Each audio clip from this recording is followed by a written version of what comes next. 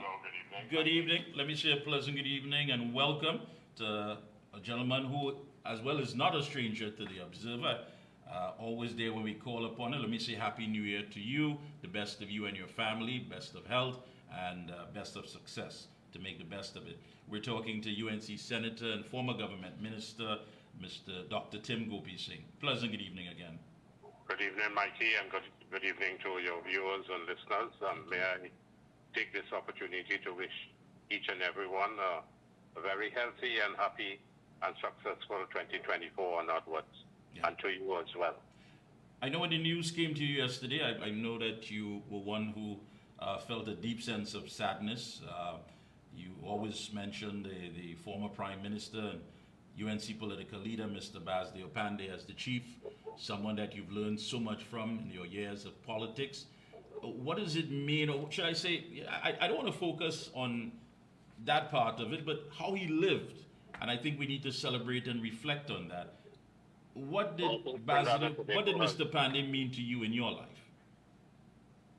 Well, he was the epitome of what a great politician is and was, and what were his ideals and principles upon which he conducted his life as a politician. He strove for social justice and equity and equality of all. And he ensured that there was economic development for all the people of Trinidad and Tobago. And he looked after particularly those who were oppressed. And this was very meaningful to me, and from where I came from as well, planting rice with my mother in the lagoon and so on, and selling milk and eggs. And I associated myself with the fight and struggle that Mr. Panday went through. So today we can say that we truly lost one of the greatest sons of our soil. And his life service to Trinidad and Tobago was nothing short of trailblazing, inspiring, and heroic. He was inspiring to me when I met him. Yeah.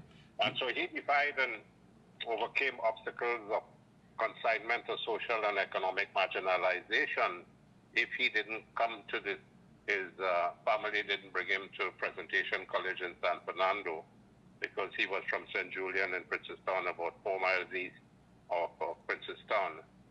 And he became undoubtedly one of Trinidad and Tobago's greatest trade unionists, politician, prime ministers, and perhaps the greatest patriot in our nation's history. So we salute former Prime Minister, Mr. Basdeo Panday. But to me personally, he brought me out when I was in about 2023, 2024, 23, I was a member of the NAR, where Clive Banton and Jerry Hadid and so on came to ask me, and Anthony Smart came to ask me to help them in 1993, so long ago, 30 years ago, to help them because the party needs to be rebuilt. And I was doing my executive MBA, then I told them that I can't. But then I joined them for a little while, and then I presented an education paper to the National Task Force on Education in 1993 on behalf of the NAR. And perhaps Mr. Panday must have heard, well, I was a successful gynecologist and doing very well.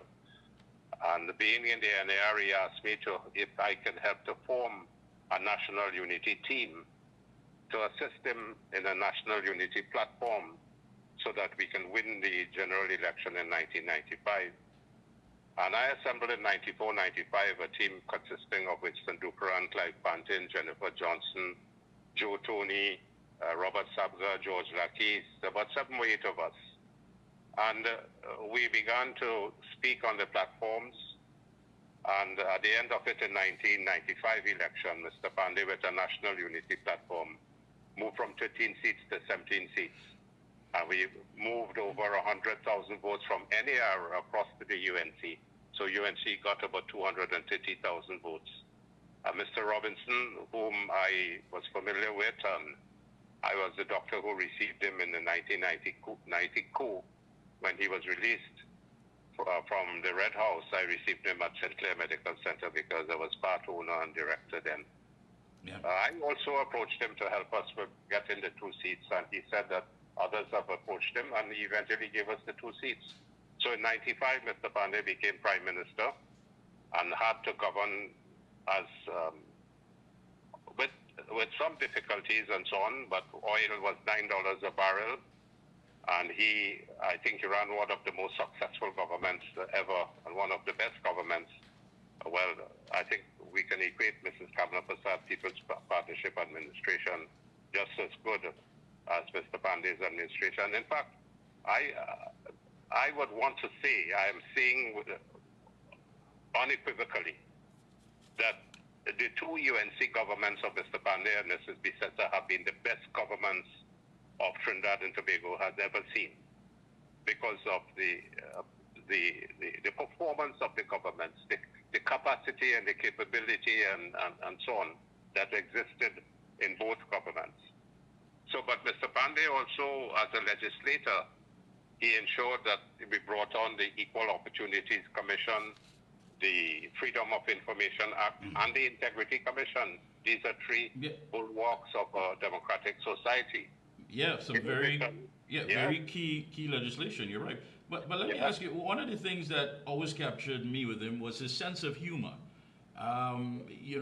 Even behind the scenes, sitting with him, he was never one to wear his emotions on his sleeve. You never knew where he was coming from. I remember in 2007, for that elections, I was the MC for the proceedings at Ramsey Complex. We weren't victorious, but he was mere minutes before taking the stage and making that very known pronouncement about look in the mirror. He was there sitting down, chatting and everyone, and then he finally said, "All right, Mike, I'll take it from here." And he got up and he said what he had to say. To me, it was kind of shocking because he never showed his emotions as far as outright. And that in itself told me that this was a man who was able to have that sense of discipline and have an understanding of his surroundings. Very good. He was very good at observing things and having a sense of what was around him. But your takeaway from him, when we mention his sense of humor, you may have had some incidents where you yourself had to say, this is indeed someone different. Well, he had a wit about him, and he was sharp, and all of that was ingrained in his training in the acting department as well. But he had that ability within himself and they have the favorite jokes and so on about him calling out somebody passing by and say, "Hey, Mr. Panday, you're a dog." Yeah. He said, "That's right, but that's why you're my brother." So these are the type of quotes and so on. And then he made some words into the political dictionary by calling people Nimakaram and so on. So he had his own sense of humor, but it was really profound. And when you see him on stage, many times I was on the platform with him and Ramesh Maharaj and Kamala Prasad Bissetta and Wade Mark in those days, and you'd see Mr. Panday while you chairing the meeting, he's writing and putting his speech together. And when he comes up there, it is deep, philosophical, entertaining, and really focused on the country and the development of the country. And so you remember also he looked after all races and classes of people, and the socio-political impact that he had was tremendous. He ensured the spiritual Shouter Baptists was recognized by giving them a holiday. That's one of the first acts in his 1995 government. And then he made sure that all people were looked after in an equitable manner.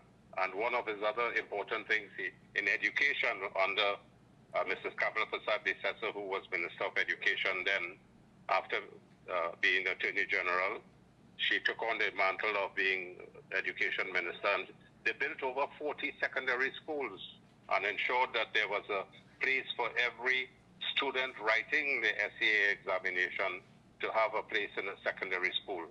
And Mikey and listeners, you all may have a little understanding that prior to 2000, there would be every year about at least 7,000 to 8,000 students who wrote the SAA exam who was unable to get a place in a secondary school. Yeah.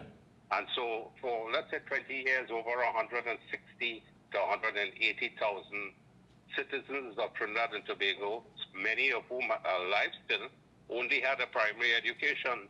Mr. Panday in 2000 ensured that every child got a place at the secondary school. He was criticized for, they said that he had the secondary schools above rum shops and so on, but that was a trademark for the development of the education system. So no child was left behind while Mrs. Kamla Prasad Bisasa was Minister of Education. Would you classify him as a man before his time? I mean, as a visionary? Because one of the things that you said, many people seem to really and truly echo those sentiments. He was someone who understood the plight of those who were less fortunate, those who were at the bottom of the economic ladder, opening doors as far as foreign use vehicles where the average citizen can own a good vehicle.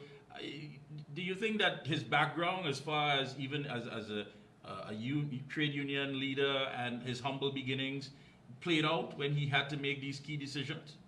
Yeah, when you look at Mr. Panday's movement in 1956, when he decided to go to England, he had over $500 at that time, and he was able to take a boat and travel to England, and then he would study very hard and read a number of books per day. And in 1962, he came back to Trinidad and was offered a scholarship to go to I believe, to India.